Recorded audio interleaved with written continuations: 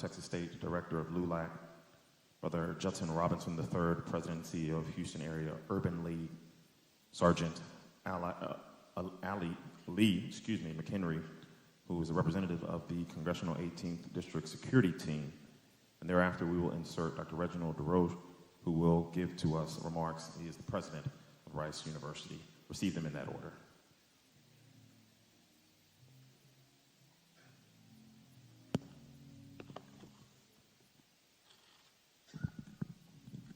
Good evening. To the family of Sheila Jackson Lee, thank you for allowing me this time to talk about my relationship with your wife, with your mother, with your grandmother. I'm humbled and honored to be speaking here this evening on behalf of the Dr. Martin Luther King Memorial in Washington, D.C. There would be no memorial in Washington, D.C., but for the members of Alpha Phi Alpha fraternity coming up with the idea. So I'd ask all men of Alpha Phi Alpha present tonight, please stand.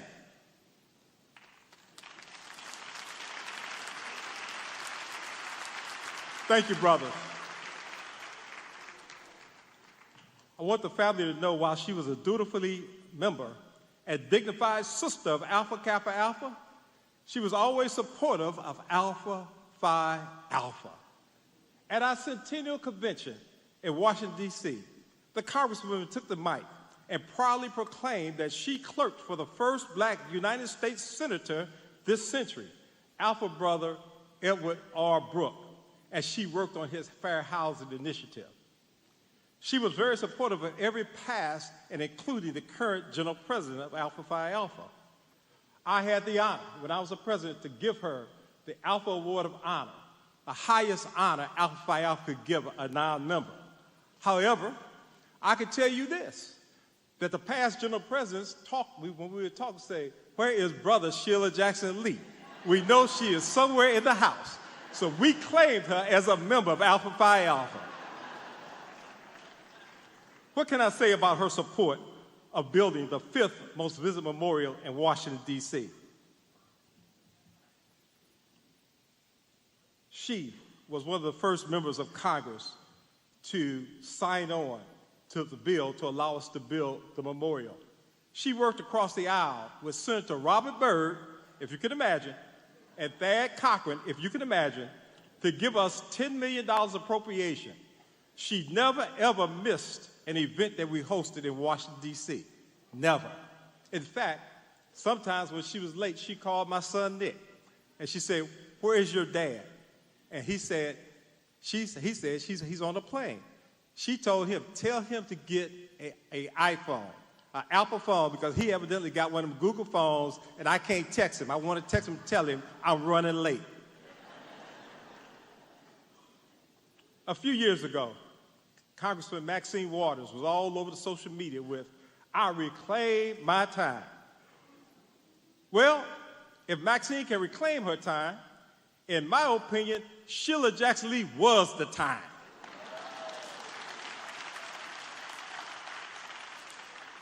We all have been recipients of the Congresswoman's time. How many of you have ever received a call from her in the wee hours of the morning? Now, I'm not talking about 7 a.m. I'm talking about 1 or 2 o'clock in the morning. And she would call and make a request of you. How many of you received a call saying, "I'm on the way"? And you would wait, and you would wait. And time started when she walked in the room. She was the time. Because she was always doing the work of serving others, her time was endless. How many of you received a call from her and she asked you to do something and you thought it was a request? No, don't get it twisted. It was not a request. She didn't make requests. She told you what to do. And guess what? You did it. She showed up at our kids' graduations. She showed up at funerals. She then got my kids' cell number. My daughter, who flies for United Airlines, would see Sheila, my daughter, say, "I saw the congressman." She said, "How's your dad doing? Let him know I'm looking out for you." And then she became friends with my youngest child, Nick, who worked for the State Department.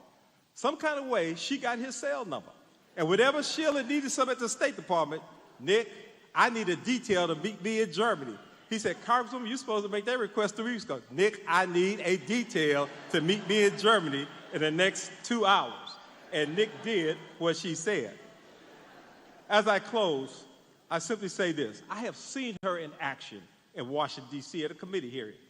A few years ago, she got to the Committee on Interior, which was chaired by Congressman Joe Neguse, to give her the mic and then push forth the idea for the Freedom Trail from Galveston to Freedmanstown. The committee voted unanimously to put forth the legislation. We all know that State Representative Al Lentwitz and his push for Juneteenth. We all know about Opal Lee. But it was Sheila Jackson Lee who got Senator Cornyn to sign on the legislation making Juneteenth a national holiday.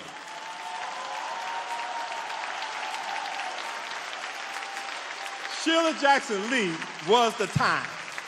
There is no question, she was the time. I have text after text. I just read one earlier where she said, I was with your son at the State Department, and I told Secretary Blinken, Dick Johnson is a great man. I hope that he becomes Secretary of State. Elwin, I have no power. Erica, Jason, I have no power.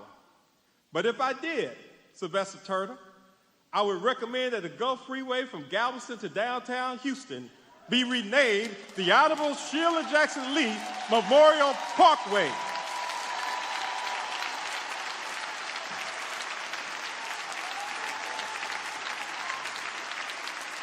She deserves that honor. I claim the time in the name of Congresswoman Sheila Jackson Lee. God bless you.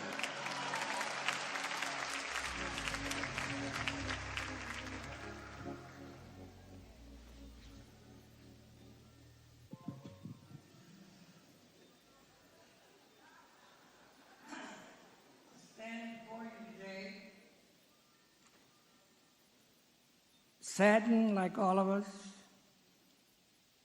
because we have lost a golden voice for justice. That is the Honorable Sheila Jackson Lee. While some politicians are down on immigrants, she was there defending them. While people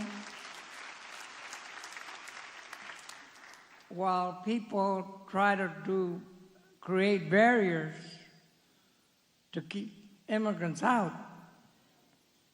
she made sure that the laws that were passed would protect all of us, not just the rich, the affluent, are the ones that are anti-minorities. She was a champion for civil rights. But let me tell you, I will remember on my birthday, I had a celebration and she gave me these cufflinks. So I wore them here today, not only on her honor, but the honor that I was asked to speak at this ceremony. I would like to think about the past, but I look at what she would be telling us for the future. You know, we are in some real tough situations in the world and locally in this nation. I don't have to tell you the problems, you know it better than I do. But if she was to tell us, if you want to remember me, continue voter registration,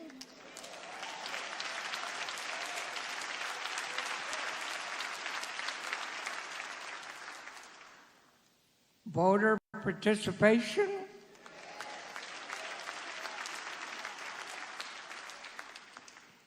and get others to do the same. She would also tell us that whether it's the business community, the corporate world, or politicians that are trying to turn the clock back to the old days, that our purchasing power, we have more purchasing power today, and to use it for those that are going to take care of us.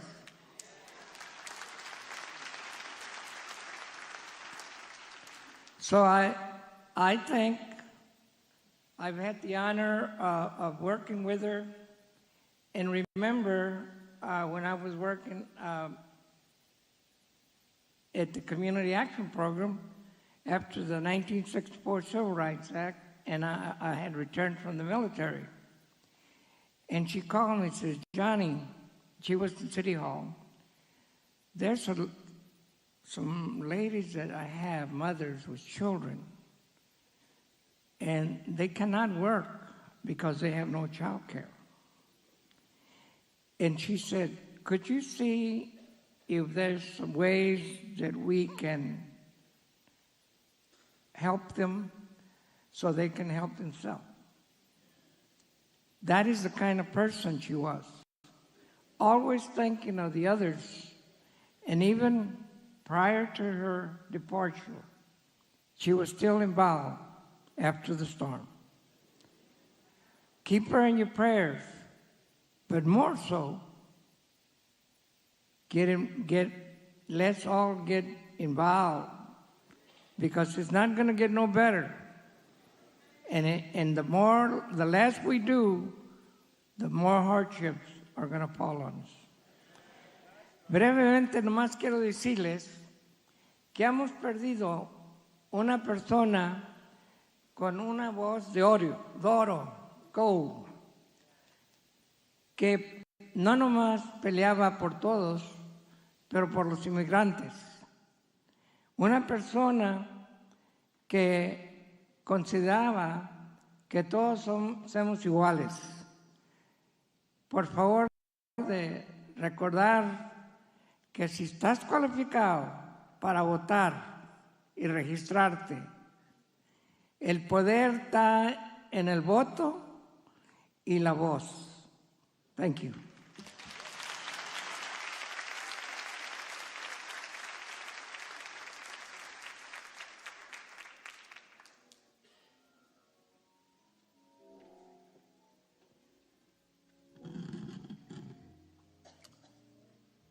Elwin, Erica, Jason, you know, we really appreciate you lending this warrior to the rest of us. We have been talking a lot at the Urban League about legacy lately.